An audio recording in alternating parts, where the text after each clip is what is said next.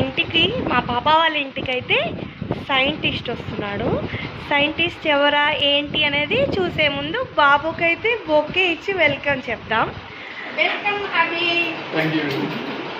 Europe నుంచి మా అందరి కోసం నువ్వు ఇండియా వచ్చినందుకు చాలా చాలా సంతోషంగా ఉంది. నువ్వు వచ్చావని తెలిసి మేము అందరం కూడా చూడటానికి వచ్చాము. అంకులు అందరం వచ్చాము. కూర్చో అది మరి వాటి ఫస్ట్ పాటిస్తా. హలో అభి, ఎలా ఉంది అక్కడ ఎక్స్పీరియన్స్, ఎలా ఉంది ఇక్కడ ఎక్స్పీరియన్స్ ఎలా ఉంది? ఎక్స్పీరియన్స్ బాగుంది. అంటే మాట్లాడిన క్వశ్చన్ సడన్గా ఎందుకు నువ్వు జర్మనీ వెళ్ళాల్సి వచ్చింది? అక్కడ ఈ స్ట్రీమ్ ఎందుకు చూస్ చేసుకున్నావు? మళ్ళీ రిటర్న్ ఇండియా ఎందుకు వచ్చావు? నేను జనరల్గా ఏంటంటే మా ఫ్యామిలీ ఫార్మర్ బ్యాక్గ్రౌండ్ కాబట్టి నేను అగ్రికల్చర్ చూస్ చేసుకున్నాను. ఓకే, ఇప్పుడు అగ్రికల్చర్ సైంటిస్ట్ వాళ్ళు అగ్రికల్చర్ చేసింది మాకు తెలుసు. సడన్గా వన్ డే అంటే మేము మధ్యలో కొంచెం మనకి గ్యాప్ వచ్చింది, మాట్లాడుకోలేదు. కోవిడ్ టైంలో ఒక వీడియో అయితే చూసాము. సడన్గా చూసి అయ్యో అభిలాష్ లాగా ఉన్నాడు ఏంటి అనుకుంటే నువ్వే అది. సో అప్పుడు మేము అనుకున్నాం, సో అభిలాష్ అక్కడికి వెళ్ళాడా, ఓకే మనకి ఇన్ని రోజులు కమ్యూనికేషన్ గ్యాప్ వచ్చేసరికి మాకు తెలియలేదు. ఓకే నువ్వు మా అక్క వాళ్ళతో ఎంత కమ్యూనికేషన్లో ఉన్నప్పటికీ మాకైతే ఆ విషయం తెలియలేదు. సో ఇక్కడ బీఎస్సీ అగ్రికల్చర్ స్టూడెంట్గా ఉన్న నువ్వు సైంటిస్ట్ ఎలా మారావు? జర్మనీ బెర్లిన్లోకి వెళ్ళి తర్వాత ఫస్ట్ అటో ఇటో ఆ జర్నీ ఒకసారి మాకు చెప్పేస్తాను. జనరల్గా నేను బీఎస్సీ అగ్రికల్చర్ చేసిన తర్వాత ఇక్కడ బెంగళూరులో జాబ్ చేశాను. చేసిన తర్వాత నేను కొన్ని రీసెర్చ్ ఆర్టికల్స్ రాశాను. దాని పరంగా నన్ను స్కాలర్షిప్ పరంగా సెలెక్షన్ చేశారు. అది ఎప్పుడు కోవిడ్ టైంలో. నేను ఫుల్ స్కాలర్షిప్తో మాస్టర్స్ రీసెర్చ్కి హంగేరీ వెళ్ళాను. అంటే అది 2 కోర్సెస్ అనమాట. ఒకటి ఏమో హంగేరీలో, నెక్స్ట్ జర్మనీలో. దాంట్లో హంగేరీలో బుడాపెస్ట్లో చదివాను, హంగేరీ యూనివర్సిటీ ఆఫ్ అగ్రికల్చర్లో. బెర్లిన్ యూనివర్సిటీలో కూడా చేశాను. దీంట్లో ఏంటంటే నేను agro ecology, organic agriculture related research చేశాను. అంటే మేజర్గా వాటర్, సాయిల్ కన్జర్వేషన్ ఎలా చేయాలి, ఫార్మర్స్కి లో ఇన్పుట్స్ తోటి హైయెస్ట్ ఈల్డింగ్స్ ఎలా చేయాలి, దాని మీద ఎక్కువ కొన్ని టాపిక్స్ మీద రీసెర్చ్ చేసి ఇండియాకి వచ్చాను. అక్కడ జాబ్ కూడా చేశాను. ఇండియాకి ఫైనల్గా రావడానికి కారణం ఏంటంటే, అంటే ఇక్కడ మదర్ కంట్రీ కాబట్టి నేను వచ్చాను. ఇంకోటి మెయిన్ ఇక్కడ స్ట్రాంగ్ బాండింగ్స్ అన్ని ఇక్కడే ఉన్నాయి కాబట్టి మళ్ళీ రిటర్న్ వచ్చాను ఇండియాకి. ఓకే, డ్యూరింగ్ యూర్ స్టడీస్ కానీ రీసెర్చ్ కానీ నువ్వు కొన్ని ఫొటోస్ పెట్టావు. అవి ఆ చెట్లు అనేవి కూడా చాలా వింత వింతగా ఉన్నాయి. అవన్నీ మీరు రీసెర్చ్ చేసి కనుగొన్నావా, లేకపోతే ఆ చెట్ల మీద మీరు రీసెర్చ్ చేశారా? ఆ చెట్ల మీద మేము రీసెర్చ్ చేసాము. అంటే న్యూట్రియంట్ డెఫిషియన్సీ, అంటే మేము చేసింది హైడ్రోపోనిక్స్. అది కెమికల్ది, బట్ ఇంకో నాన్ కెమికల్ది కూడా ఉంటుంది. అక్కడ వెస్ట్రన్ కంట్రీస్లో 9 months మొత్తం అంటే ఫ్రీజ్ అయిపోయాడు, ఫ్రాస్ట్ ఉంటుంది కాబట్టి. సో అది ఎక్కువ వాళ్ళు ఇండోర్ అగ్రికల్చర్కి ఎక్కువ ప్రియారిటీ ఇస్తారు మేజర్గా. మరి ఇప్పుడు నువ్వు చదివిన స్ట్రీమ్కి ఇక్కడ మళ్ళీ అలాంటి రిలేటెడ్ జాబ్స్ చేయడం కుదురుతుందా? అంటే ఇక్కడ చాలా ఉన్నాయి, బట్ నాకు ఇక్కడ జాబ్ చేయడం కంటే ఓన్ స్టార్ట్అప్ లాంటివి చేయాలని ఉంది. దాని పరంగా అంటే ఒక కన్సల్టెంట్ ఫార్మ్ స్టార్ట్ చేస్తాను. ఇప్పుడు మా వీడియోలో మీరు నార్మల్గా స్టూడెంట్ లాగా చూసిన అభిలాష్ని తర్వాత మీ స్టార్ట్అప్ సిఇఓలో కూడా చూడబోతున్నారు. So wish him all the best. ఇంకా తను ఎక్స్పీరియన్స్ ఎలా ఉంది, అక్కడ ఇక్కడ ఏంటి డిఫరెన్స్, మేజర్ డిఫరెన్స్ అంటే ఏదైనా స్టార్ట్ చేసేటప్పుడు మన వాళ్ళు ఇక్కడ చాలా వరకు మనం ఎవరు ఎంకరేజ్ చేయరు. సరే అక్కడ కంట్రీస్లో ఎలా ఉంది, అక్కడికి ఇక్కడికి డిఫరెన్స్ ఏంటో మనం తెలుసుకున్నాం. అక్కడ ఏంటంటే మేజర్గా పాపులేషన్ తక్కువ, ఆపర్చునిటీస్ ఎక్కువ ఉంటాయి. అది కూడా యూరోప్ కంట్రీలో ఏంటంటే లోకల్ లాంగ్వేజ్ వస్తేనే ఆపర్చునిటీస్ ఉంటాయి, లేదంటే చాలా తక్కువ ఉంటాయి. లేదా నీకు టాలెంట్ ఉందంటే ఆపర్చునిటీ అంటే జాబ్ ఆఫర్స్ అనేవి ఎక్కువ ఉంటాయి. నెక్స్ట్ ఎడ్యుకేషన్ పరంగా అయితే చాలా అడ్వాన్స్ లెవెల్లో ఉంటారు. మన సెల్ఫ్గా మనం చదువుకోవాలి, అంటే అసైన్మెంట్స్ అయినా కానీ ఏవైనా ఉంటాయి అవి ఓన్గా చేయాలి. న్యూ ఇన్నోవేషన్ థాట్స్కి ప్రొఫెసర్స్ ఎంకరేజ్ చేస్తారు బాగా. అది మెయిన్. ఇండియన్ ఎడ్యుకేషన్ ఏంటంటే మనకు ప్రాపర్ ల్యాబ్ ఫెసిలిటీస్ కొంచెం ల్యాకింగ్లో ఉంటాయి. టాప్ యూనివర్సిటీలో తప్ప మిగతా యూనివర్సిటీలో ఉండవు. ఇంకోటి ఏంటంటే అక్కడ ప్రతిదీ కాన్సెప్ట్ ఎడ్యుకేషన్తో వెళ్తారు. అంటే మామూలుగా మన ఇండియాలో ఏంటంటే up to 8th 9th class వరకు, ఇంటర్ ఫస్ట్ ఇయర్ వరకు మగ్గప్ చేపిస్తారు. బట్ అక్కడ అలా సిస్టమ్ అనేది ఎడ్యుకేషన్లో అయితే అలా ఉండదు. ఇంకొకటి చాలా ఫాస్ట్ ఫార్వర్డ్లో ఉంటుంది. నెక్స్ట్ ఇంకా ఫుడ్ హ్యాబిట్స్లో అయితే వాళ్ళు డైలీ మీట్ తింటారు, అలాగే ఎక్కువ ఫైబర్ ఉండే వెజిటేబుల్స్ తింటారు, ఫ్రూట్స్ కూడా తింటారు బాగా. అవన్నీ అంటే మన ఇండియా నుంచి ట్రాపికల్ కంట్రీస్ నుంచి ఇంపోర్ట్ చేసినవి ఉంటాయి, అన్నీ ఉంటాయి.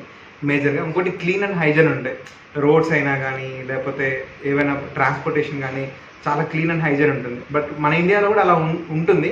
కాకపోతే మెయిన్ రీజన్ ఏంటంటే పాపులేషన్ ఎక్కువ ఉండడం వల్ల మనం దాన్ని కంట్రోల్ చేయలేము. కరప్షన్ అనేది అసలు ఉండదు. ఒకవేళ కరప్షన్ ఉన్నా కానీ హై లెవెల్లో ఉంటుంది. మామూలు కామన్ పీపుల్ అనేవాళ్ళు కరప్షన్ అనేది చేయడానికి అసలు ఛాన్స్ ఉండదు మేజర్గా. ఇంకా అక్కడ గుడ్ ఎక్స్పీరియన్స్ ఏంటంటే కల్చర్, అక్కడ అన్ని కల్చర్స్ని వెల్కమ్ చేస్తారు. వాళ్ళ కల్చర్, ఇండియన్ కల్చర్ అంటే వాళ్ళకి చాలా ఇష్టం. ఫస్ట్ ఇండియన్ డ్రెస్సెస్ అన్నా, మళ్ళీ లేడీస్ గార్లాండ్ ఆర్నమెంటల్స్ అవి వాళ్ళంటే చాలా ఇష్టం. శారీ ఎలా కట్టుకుంటారు అట్లా. ఎక్సెప్ట్ లేడీస్ పరంగా అయితే. జెంట్స్ పరంగా అయితే వాళ్ళు ఇండియన్స్ క్రికెట్ ఎక్కువ చూస్తారు, స్ట్రీట్లో కూడా క్రికెట్ ఆడతారు అంటారు. ఇంకోటి ఆయుర్వేదంకి, యోగాకి ఇండియాకి చాలా రెస్పెక్ట్ ఇస్తారు అక్కడ. చాలా చాలా ఉంది. ఇంకా మేజర్గా చెప్పాలంటే ఇండియన్ ఫుడ్ చాలా ఇష్టం వాళ్ళకి. ఇండియన్ ఫుడ్లో అయితే మన సౌత్ ఇండియన్ నుంచి అయితే వాళ్ళకి పప్పు, సాంబారు అంటే అంతగా తెలియదు. ఎక్కువ పంజాబీస్ ఉండడం వల్ల వాళ్ళకి ఏంటి మేజర్గా ఈ బటర్ నాన్, రోటీస్, పన్నీర్ టిక్కా మసాలా, కాజు పన్నీర్, ఈ డిషెస్ అనేవి వాళ్ళకి చాలా ఇష్టం అన్నమాట. ఇంకా మిర్చి బజ్జీ, మన పాపడం ఉంటుంది కదా, పాపడమ్స్ అంటారు వాళ్ళు, చాలా బాగా తింటారు. ఇంకోటి ఓక్రా ఫ్రై, బెండకాయని పకోడీలా చేస్తారు, అది చాలా బాగా తింటారు ఇండియన్ ఫుడ్స్లో. ఇంకా వాళ్ళకి రోజిప్సా ఉంది కదా, రోజిప్సా అనేది వాళ్ళకి చాలా ఇష్టం. మ్యాంగో లస్సీ అయితే చాలా చాలా ఇష్టం వాళ్ళకి. ఇండియన్ వాళ్ళ ఫుడ్స్ నీకేం ఇష్టమైంది మాకు చెప్పండి. వాళ్ళ ఫుడ్స్లో నాకు ప్యాన్ కేక్స్ అంటే చాలా బాగా ఇష్టం. Next Hungary special chimney cakes ఉంటాయి, చిమ్నీ కేక్స్, అవి చాలా బాగా ఇష్టం. ఇంకోటి డొనట్స్ నార్మల్గా ఉంటాయి అక్కడ.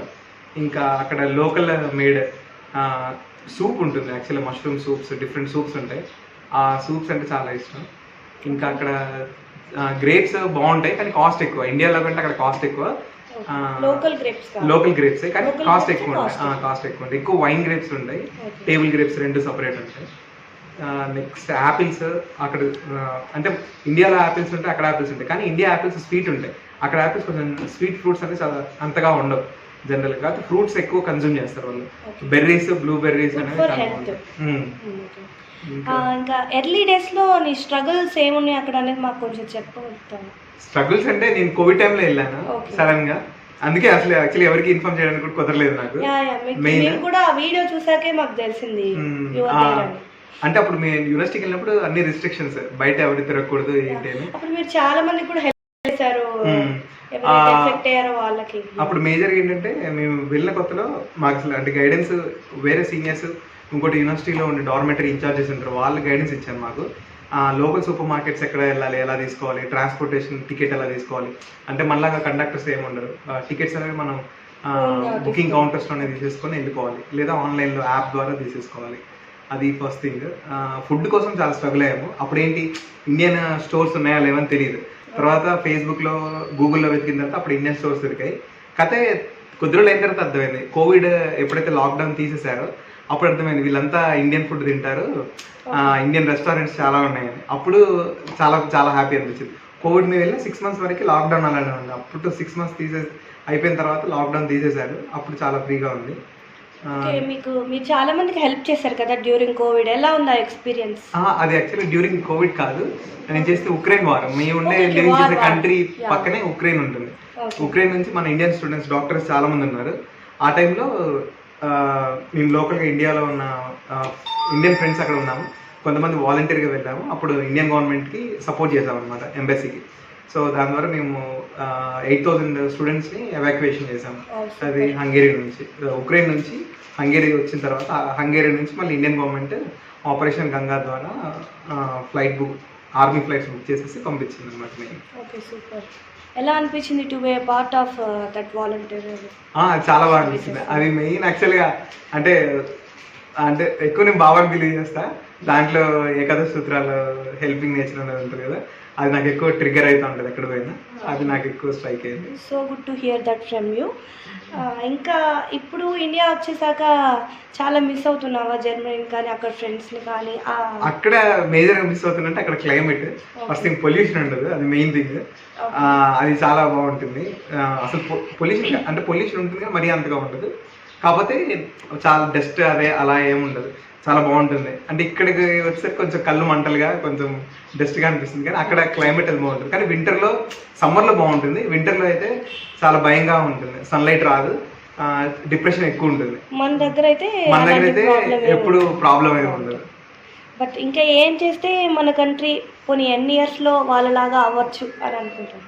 మన కంట్రీ ఇంకా అంటే ఒక డికేడ్ అవసరం అవుతుంది, ఎందుకంటే మెయిన్ ఎడ్యుకేషన్ వాళ్ళు బిహేవ్ చేస్తే అలా అవుతుంది. కాబట్టి మన ఇండియన్ గవర్నమెంట్ వాళ్ళు చాలా ఇప్పుడు జనరేషన్ చాలా వరకు చేంజ్ అయ్యారు. అంటే అదే మినిమం ఒక 10 years పడుతుందని అనుకుంటున్నాను చేంజెస్ లో. Okay, thank you. సో చూసారు కదా, స్టార్ట్ అయిందా? చూసారు కదండి ఈ ఇంటర్వ్యూ ఈ బాబుతోటి. ఈ బాబు వచ్చేసి మా పెద్దల్లుడి బెస్ట్ ఫ్రెండ్ అండి. మా పాపని ఇచ్చే ముందు వీళ్ళంతా కూడా చాలా చాలా బెస్ట్ ఫ్రెండ్స్ అన్నమాట. మా పాప మ్యారేజ్ అప్పుడు కూడా చాలా హెల్ప్ అన్నమాట. వీళ్ళు మ్యారేజ్లో చాలా హెల్ప్ చేశారు. Best friend. కానీ తనకి బాగా చదవంటే ఇష్టం అండి. ఎప్పుడు కూడా మా ఇంటికి వచ్చినప్పుడు చదువుకోవాలి అంటే చదువుకోవాలి, అది ఇదని ఎప్పుడు పుస్తకాల గురించి చెప్తుండేవాడు. తర్వాత తనకి ఎక్కువగా కూడా మన వ్యవసాయం దాని మీద అనమాట బాగా ఇష్టం అనమాట. అట్లాగనే తనకి అక్కడికి వెళ్ళి చదువుకోవాలని చెప్పి ఒక ధ్యాస పెట్టుకొని ఖచ్చితంగా తను అనుకున్న కోరికే నెరవేర్చుకున్నాడు. చక్కగా జర్మనీ వెళ్ళి అక్కడ చదువుకొని మంచిగా వృద్ధిలోకి వచ్చి అక్కడ ఉద్యోగం చేసి ఇలా వచ్చాడండి. ఇండియా మళ్ళీ ఇక్కడే చేసుకోవాలన్నీ అన్నట్టు తను వచ్చాడన్న సంతోషంలో మా పాప వాళ్ళ ఇంటికి వచ్చాడనమాట. మేము కూడా తను వస్తున్నాడని చెప్పి నేను కూడా వచ్చేసాను. చాలా చాలా హ్యాపీగా ఉంది. అవి నీతోటి వాళ్ళ ముచ్చట్లు అన్నీ చెప్పావు, చక్కగా అనిపించింది. So one last question, who is your inspiration and who helped you in this journey? For me, actually, one of my dad friend is there. He is a scientist. My dad has also become a scientist. Okay. But always is suggesting to me to learn something, do different way to for society. అది నాకు ఎక్కువ inspiration. Okay. అందుకే నేను agriculture లో ఉంది కూడా, అందుకే ఇంకా అచీవ్ చేయలేదు, చేయాలి. Okay. Who helped you in this journey? Ever helped you? Yeah. ఈ జర్నీలో ఇన్స్పిరేషన్ నా ఫ్రెండ్ ఉన్నాడు వెంకట్ అని. తను చాలా ఇన్స్పైర్డ్ అనమాట. అంటే నేను అక్కడికి వెళ్తే ఒంటరిగా ఉండే బదులు నాకు పరిచయమైన వ్యక్తి. అంటే నాకు ఎప్పుడైనా అక్కడ ఉన్న కష్ట సుఖాల్లో కూడా చాలా ఫ్రెండ్గా ఉన్నాడు. ఇప్పటికీ చాలా తోడున్నాడు. ఇంకోటి మోరల్ సపోర్ట్గా అంటే చాలా మంది ఉన్నారు.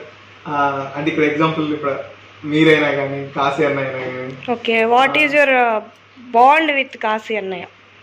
కాశీ అన్నయ్య అంటే నేను అప్పుడు ఇక్కడ స్కూల్కి వెళ్ళినప్పటి నుంచి నాకు చాలా బాగా ఫ్రెండ్ అనమాట. ఎప్పుడు నేను టెంపుల్కి వచ్చేవాడిని గురువారం. మామూలుగా అన్నదానంలో పార్టిసిపేట్ చేసేవాడిని. అట్లా కామెంట్ చేసుకుంటే ఫన్ గా ఉండేది. నేను ఇంటర్ కూడా ఇక్కడే కంప్లీట్ చేశాను. అప్పటి నుంచి ఇక అన్నయ్య మేమంతా కలిసి సినిమాలకు వెళ్ళడం, క్రికెట్ ఆడడం అలా చేసేది. ఇంకోటి అన్నయ్య కూడా నా ఇప్పుడు ఎడ్యుకేషన్కి ఎగ్జామ్స్ టైంలో రానికుండా ఉండేవాడు. చదువు అని చెప్పి ఎంకరేజ్ చేసేవాడు. ఫస్ట్ ఇక్కడికి వస్తే నువ్వు చదవే అని చెప్పేసి అట్లా అనేవాడు. ప్రామిస్ కూడా తీసుకున్నాడు ఒకసారి, నాకు బాగా గుర్తు. అట్లా ఎప్పుడు ఎంకరేజ్ చేసేవాడు. సో నీ చుట్టూ గుడ్ పీపుల్ ఉన్నారు కాబట్టి నువ్వు ఈ సక్సెస్ని బాగా సక్సెస్ అవ్వగలిగావు. అండ్ ఈ వీడియో ఇంతే ఫ్రెండ్స్. మీరు ఇంకా ఫర్దర్గా ఏమన్నా డీటెయిల్స్ తెలుసుకోవాలనుకుంటే మాకు కింద కామెంట్స్లో అడగండి. మేము ఎలాంటి ఈ ఎడ్యుకేషన్కి సంబంధించిన ఏ డౌట్స్ అయినా సరే మీకు క్లారిఫై చేస్తాము. Bye bye.